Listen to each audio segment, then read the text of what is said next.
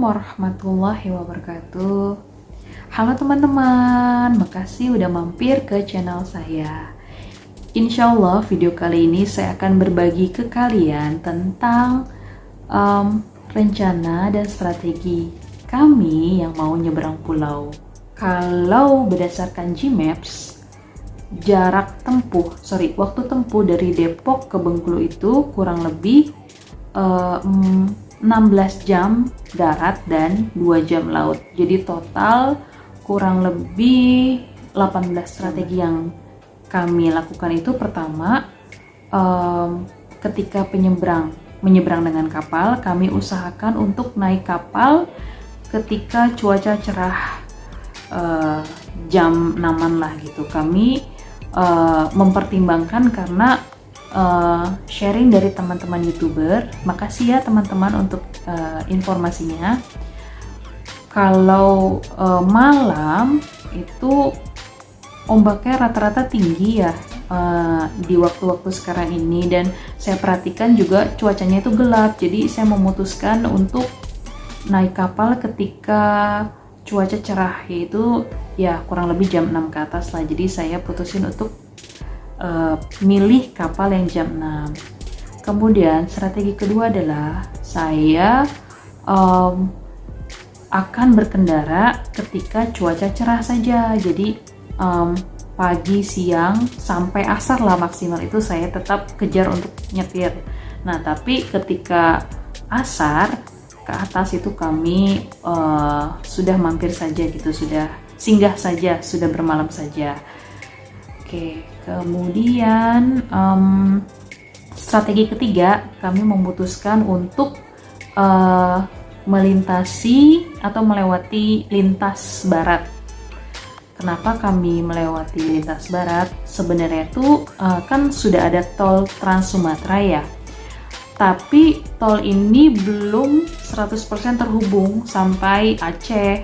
Jadi kalau yang saya lihat informasinya itu sudah sampai Palembang, itu sudah rampung. Bisa saja saya lewat lintas tengah itu sampai Palembang, itu full tol. Dari tol Bakauheni sampai Palembang itu full tol. Kemudian saya lanjut ke Bengkulu, itu bisa.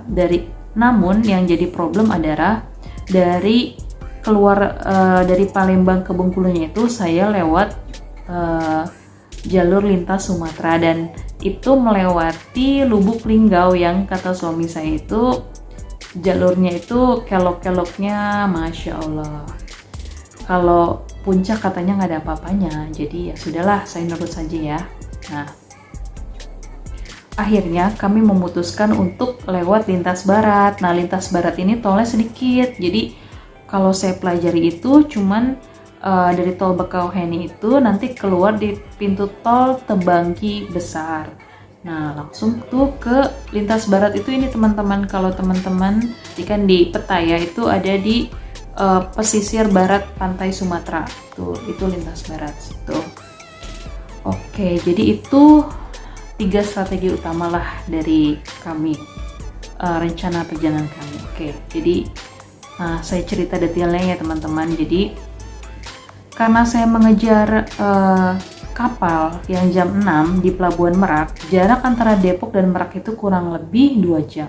Saya rencana berangkat itu setengah 3 sampai jam 3 lah dari rumah. Jadi perkiraan tiba di Merak insya Allah itu sekitar pukul setengah 5 atau jam 5. Itu untuk menunggu bisa loading ke kapal, naik kapal yang rencananya dijadwalkan berangkat jam 6. Kalau saya cek itu, saya dapat kapal itu KMP Portlink 1.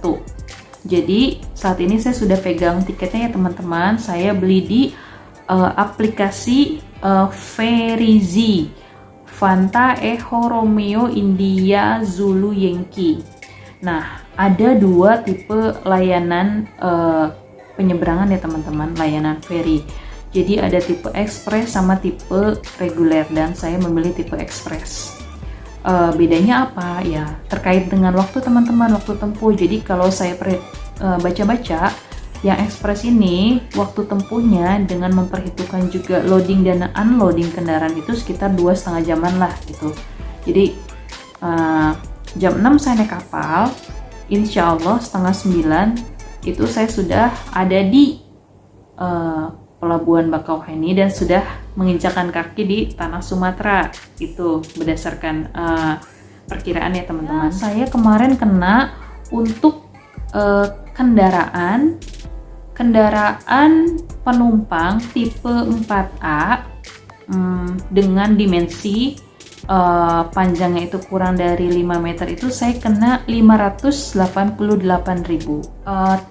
Perkiraan tiba di Bakauheni itu jam setengah 9 pagi ya.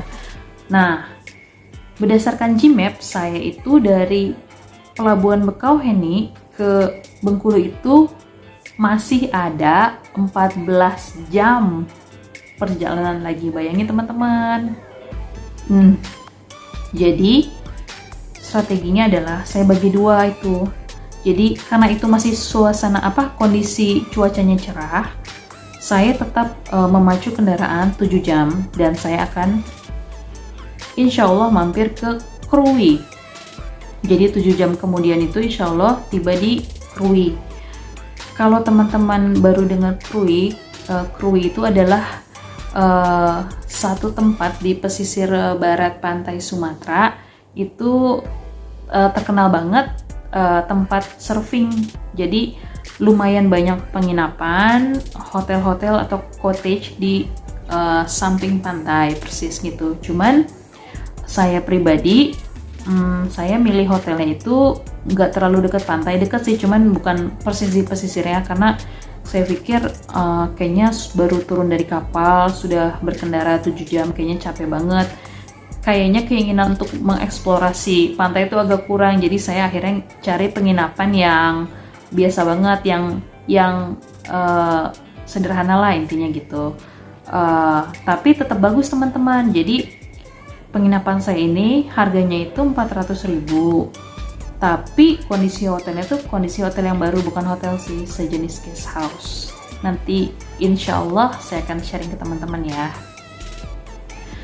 Jadi kalau dari setengah 9 saya dari Pelabuhan Bakauheni, perjalanan 7 jam kurang lebih, itu berarti saya akan tiba di Krui kurang lebih pukul setengah 10, 11, 12, setengah 1, setengah 2, setengah 3, setengah 4 pas asar lah ya. Nah, pas asar saya tiba di Krui, saya menginap lah di hotel itu, makan segala macam. Nah, kemudian besok paginya hari Jumat itu setelah subuh, kemudian saya sarapan dulu. Nah, udah dapat breakfast juga loh teman-teman untuk harga 400.000 itu. Nah, jadi saya rencana melanjutkan perjalanan lagi. Masih ada sisa 7 jam lagi untuk sampai ke Bengkulu. Jadi, kalau saya berangkat taruhlah jam 7 ya. 8, 9, 10, 11, 12, 1, 2. Nah, kurang lebih jam 2 siang lah saya tiba di Bengkulu. Itu tentunya belum memperhitungkan kalau saya mampir ke toilet, atau saya mampir makan, atau saya mampir untuk sholat di masjid.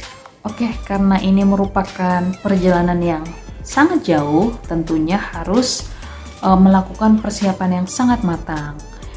Hal yang saya lakukan adalah pertama kepada armadanya. Jadi mobil yang saya gunakan itu adalah mobil Toyota Avanza tipe manual 1500 cc. Saya sudah melakukan tune up, kemudian saya juga memastikan bannya teman-teman. Penting banget ya teman-teman, ban itu saya pastikan bahwa ban itu dalam keadaan berfungsi baik. Teman-teman bisa cek tahun pembuatan ban, di bannya ada, dan kalau saya baca itu usia pemakaian ban itu rata-rata 3 tahun. Juga perlu dicek tekanan bannya teman-teman. Kalau teman-teman biasa nyetir pasti berasa banget tuh kalau tekanan bannya kurang, kayak rasa agak-agak berat atau gimana gitu ya. Nah, untuk ngecek tekanannya itu ada di bagian bawah, di pinggir kanan driver. Nah, itu ada. Biasanya tekanan ban depan dan belakang itu beda. Itu penting banget buat dicek ya teman-teman. Kemudian saya juga memastikan bahwa toolkit untuk ganti ban. Kemudian saya bawa kotak P3K. Nah, ini teman-teman, kotak P3K yang sudah saya siapkan. Kemudian saya juga bawa perbekalan teman-teman, karena saya dapat informasi kan kalau lintas barat yang akan saya lewati nanti itu pilihan tempat makannya itu nggak begitu banyak, nggak sebanyak lintas tengah dan lintas timur. Ya, saya juga bawa ini teman-teman, desinfektan spray, karena saya kan mungkin nanti akan datang ke tempat-tempat baru ya, untuk ini aja, untuk ikhtiar aja, jaga-jaga. Apalagi ya, udah sih mungkin itu aja teman-teman. Insya Allah nanti di akhir perjalanan saya akan share ke teman-teman biaya yang biaya yang dikeluarkan selama perjalanan saya dari Depok ke Bengkulu ke Depok lagi. Doakan ya teman-teman, semoga perjalanan ini lancar. Semoga saya dan keluarga pergi dan pulang dalam keadaan sehat dan selamat. Saya juga doakan teman-teman semua dalam kondisi sehat walafiat. Oke, terima kasih ya. Sekian dari saya. Wassalamualaikum warahmatullahi wabarakatuh.